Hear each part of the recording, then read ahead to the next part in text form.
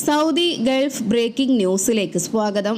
പ്രവാസ ലോകത്തെ വിവിധ വാർത്തകൾക്കായി ഈ ചാനൽ സബ്സ്ക്രൈബ് ചെയ്യൂ. സൗദിയിലെ ട്രാഫിക് നിയമ ലംഘന പിഴകൾക്ക് പ്രഖ്യാപിച്ച ഇളവ് സമയപരിധി ഒക്ടോബർ 18 അവസാനിക്കുമെന്ന് ട്രാഫിക് വകുപ്പ് അറിയിച്ചു. ഈ വർഷം ഏപ്രിൽ 18 മുതൽ 6 മാസത്തേക്കാണ് ഇളവ്. ഏപ്രിൽ 18 വരെയുള്ള പിഴകൾക്ക് 50%, അതിനുശേഷമുള്ളവർക്ക് 25%വുമാണ് ഇളവ് പ്രഖ്യാപിച്ചിരിക്കുന്നത്.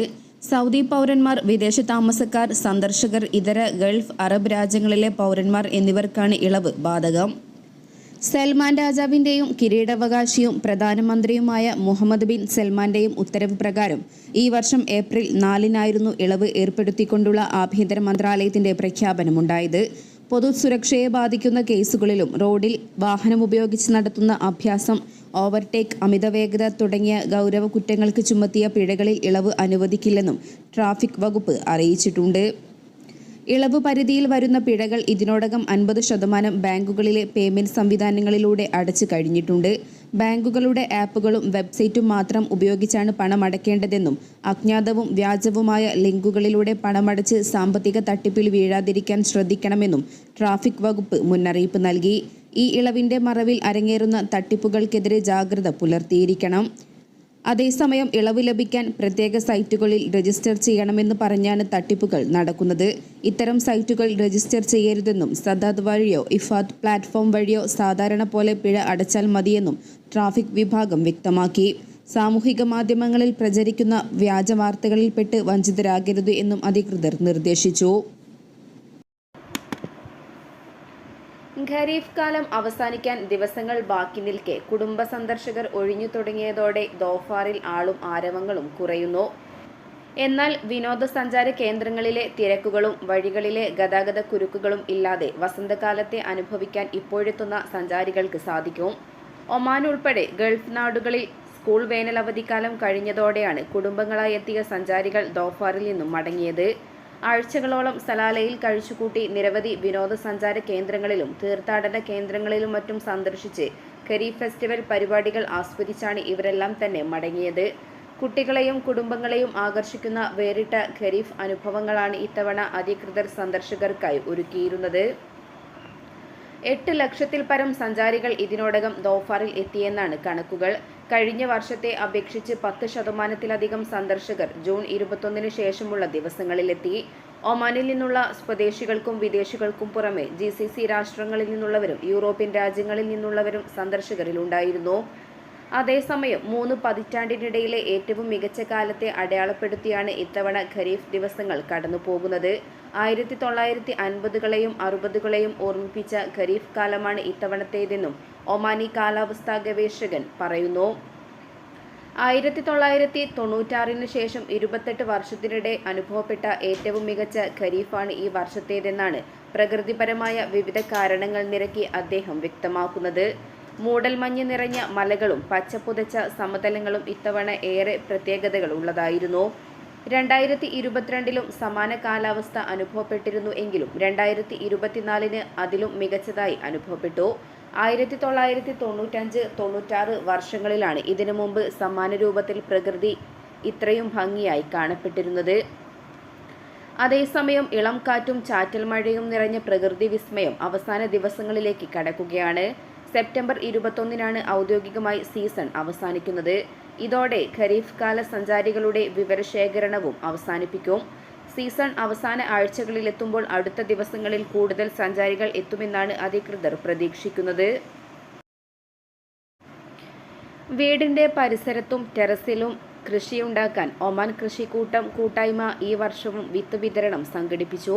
തക്കാളി, മുളക്, ചീര, ക്യാരറ്റ്, ബീട്രൂട്ട്, പാവയ്ക്ക, കുമ്പളം, കുക്കുംബർ തുടങ്ങി പടവലം, വെള്ളരി, പയർ തുടങ്ങിയ 19ഓളം വിത്തുകൾ അടങ്ങിയ പാക്കറ്റും ചെടിത്തൈകളും കമ്പുകളും രജിസ്റ്റർ ചെയ്ത കൃഷിക്കൂട്ടം അംഗങ്ങൾക്ക് സൗജന്യമായി വിതരണം ചെയ്തു. കൃഷിയെ സ്നേഹിക്കുന്ന ഒരാളും വിത്തുകൾ കൈവശമില്ലാത്തതിൻ്റെ പേരിൽ ഒമാനിൽ കൃഷി ചെയ്യാതിരിക്കരുത് എന്ന ആശയം ലക്ഷ്യം വെച്ച് കഴിഞ്ഞ 11 വർഷങ്ങളായി സീസൺ തുടങ്ങുന്നതിന് മുമ്പ് ഒമാൻ കൃഷിക്കൂട്ടം വിത്തുകൾ വിതരണം ചെയ്തു പോരുന്നു. ഒമാനിൽ സെപ്റ്റംബർ 15 നബിദിനം പ്രമാണിച്ച് പൊതു അവധി പ്രഖ്യാപിച്ചു. വെള്ളി മുതൽ ഞായർ വരെ തുടർച്ചയായ 3 ദിവസം ഒഴിവ് ലഭിക്കും. കുവൈറ്റിൽ ആവശ്യക്കാർക്ക് സിക്ക് ലീവ് വ്യാജമായി തയ്യാറാക്കി നൽകുന്ന 2 അംഗ പ്രവാസി സംഘത്തെ അറസ്റ്റ് ചെയ്തതായി കുവൈറ്റ് ആഭ്യന്തര മന്ത്രാലയം അറിയിച്ചു. 2 ഈജിപ്ഷ്യൻ പ്രവാസികളടങ്ങുന്ന സംഘമാണ് പിടിയിലായത്. അറസ്റ്റിലായവർ വ്യാജ അസുഖ സർട്ടിഫിക്കറ്റുകൾ വിതരണം ചെയ്തതായി സമ്മതിച്ചതായും മന്ത്രാലയത്തിന്റെ പ്രസ്താവനയിൽ പറയുന്നു. ഓൺലൈൻ ലിങ്കുകൾ വഴിയാണ് സംഘം വ്യാജ രേഖകൾ നിർമ്മിച്ച് ആവശ്യക്കാർക്ക് വിൽപ്പന നടത്തിയിരുന്നത്. വ്യാജ സർട്ടിഫിക്കറ്റുകൾ ഡിജിറ്റൽ രൂപത്തിലായതിനാൽ എളുപ്പത്തിൽ ആവശ്യക്കാരെ കണ്ടെത്താനും അവർക്ക് വ്യാജ സർട്ടിഫിക്കറ്റും എത്തിക്കാനും സാധിച്ചതായും അധികൃതർ വ്യക്തമാക്കി. അതിനിടെ വാണിജ്യ വ്യവസായ മന്ത്രാലയം കഴിഞ്ഞ 1 മാസത്തിനകം നടത്തിയ പരിശോധനകളിൽ 600-ലേറെ വാണിജ്യ ലംഘനങ്ങൾ കണ്ടെത്തിയതായി അധികൃതർ അറിയിച്ചു. രേഖപ്പെടുത്തിയ ലംഘനങ്ങളിൽ ഗണ്യമായ പങ്കും വിലയിലെ കൃത്രിമവുമായി ബന്ധപ്പെട്ടതാണെന്നും വാണിജ്യ നിയന്ത്രണ വകുപ്പ് ഡയറക്ടർ ഫൈസൽ അൽ അൻസാരി വെളിപ്പെടുത്തി. 611 നിയമലംഘനങ്ങളാണ് ഓഗസ്റ്റ് മാസത്തിൽ റിപ്പോർട്ട് ചെയ്തത്. ഇതിൽ 448 കേസുകൾ അഥവാ 73% കേസുകളും മന്ത്രാലയത്തിന് കീഴിലെ പരിശോധനാ ഉദ്യോഗസ്ഥർ നടത്തിയ ഫീൽഡ് റെയ്ഡുകളിലാണ് കണ്ടെത്തിയത്. 73% കുറ്റകൃത്യങ്ങളെ ഇത് പ്രതിനിധീകരിക്കുന്നു. ബാക്കി 163 നിയമലംഘനങ്ങൾ ഉപഭോക്താക്കൾ നൽകിയ പരാതികളെ തുടർന്നെടുത്ത കേസുകളാണ്. മന്ത്രാലയത്തിന്റെ വാണിജ്യ നിയന്ത്രണ വകുപ്പ് 32 വിഭാഗങ്ങളിലായി 95 തരം നിയമലംഘനങ്ങൾ രേഖപ്പെടുത്തിയതായും അദ്ദേഹം കൂട്ടിച്ചേർത്തു. രാജ്യത്തെ ജനങ്ങൾക്ക് ഭക്ഷ്യവിഷബാധയുണ്ടായാൽ ഉടൻ റിപ്പോർട്ട് ചെയ്യാൻ ഉന്നതതല നിർദ്ദേശം. ചില ആശുപത്രികൾ ഇത്തരം സംഭവങ്ങൾ റിപ്പോർട്ട് ചെയ്യുന്നതിൽ കാലതാമസം വരുത്തുകയോ റിപ്പോർട്ട് ചെയ്യാതിരിക്കുകയോ ചെയ്യുന്നതായി ശ്രദ്ധയിൽപ്പെട്ടതിനെ തുടർന്നാണിത്. ഭക്ഷ്യജന്യ രോഗങ്ങൾ, ഭക്ഷ്യരാസ വിഷബാധകൾ എന്നിവയെ പറ്റിയുള്ള നിയന്ത്രണങ്ങൾ കർശനമാക്കുന്നതിനും ഉടനടി റിപ്പോർട്ട് ചെയ്യുന്നതിനുമുള്ള ഉന്നത തലങ്ങളിൽ നിന്നുള്ള നിർദ്ദേശങ്ങൾ ലഭിച്ചതായും സൗദി ഹെൽത്ത് കൗൺസിൽ വെളിപ്പെടുത്തി. ഭക്ഷ്യജന്യ രോഗങ്ങൾ ഉടനടി സമയബന്ധിതമായി റിപ്പോർട്ട് ചെയ്യാൻ പ്രതിജ്ഞാബദ്ധമായ ആരോഗ്യ സ്ഥാപനങ്ങൾക്ക് സർക്കുലർ നൽകണമെന്ന് സൗദി ചേംബേഴ്സിനോട് കൗൺസിൽ കത്തിലൂടെ ആവശ്യപ്പെട്ടു. അതുപോലെ രാസ, മയക്കുമരുന്ന് വിഷബാധയുടെ സംഭവങ്ങളും ഉടൻ റിപ്പോർട്ട് ചെയ്യണം. ദുബായ് മെട്രോ ഒരു സ്റ്റേഷന്റെ കൂടി പേര് മാറ്റി.